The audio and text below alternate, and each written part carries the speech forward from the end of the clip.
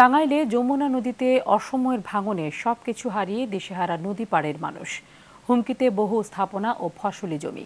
এমন অবস্থা সৃষ্টির পেছনে নিম্নমানের বস্তা দিয়ে বাঁধ নির্মাণকে দায়ী করছেন স্থানীয়রা। তবে ভাঙন রোধে প্রয়োজনীয় ব্যবস্থা নেওয়ার আশ্বাস দিয়েছে পানি উন্নয়ন বোর্ড। টাঙ্গাইল থেকে কামাল হোসেনের প্রতিবেদন জানাচ্ছেন সৈয়দা সামিয়া তামান্না।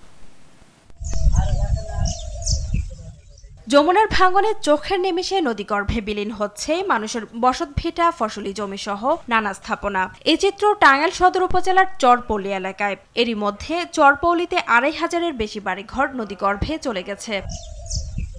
সবকিছু হারিয়ে নিঃস্ব নদী পাড়ের বাসিন্দারা।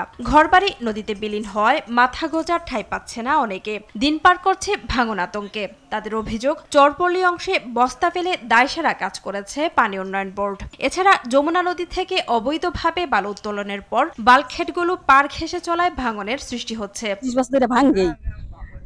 আমরাও অসহায় গেছি, পারতলেকের মাটি নাই। আমরা একবার নিঃস্ব হয়ে গেছি। কোথায় যাবো, কি করবো দিহা পাইতেছি। আমাদের বুদ্ধি হওয়ার পর থেকে দেখতেছি যে ভাঙতে ভাঙতে আসতেছে।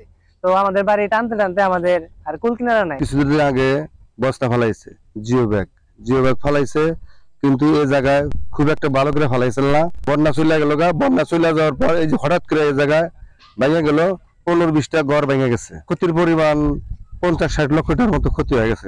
আমাদের জন্য ভাঙনটুকু সে ভালো করে দেখে বা কাজ করে দেয়। তবে ভাঙন রোধে ঊর্ধ্বতন কর্তৃপক্ষের সঙ্গে কথা বলে প্রয়োজনীয় ব্যবস্থা নেওয়ার আশ্বাস দিয়েছেন পানি উন্নয়ন বোর্ডের এই কর্মকর্তা।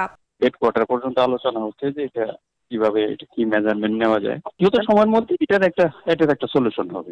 ভয়াবহ এ ভাঙন প্রতিরোধে সরকারি সহায়তার পাশাপাশি স্থায়ী বেড়িবাঁধ নির্মাণের দাবি ভুক্তভোগীদের। সৈয়দা সামিয়া তামান্না, RTV।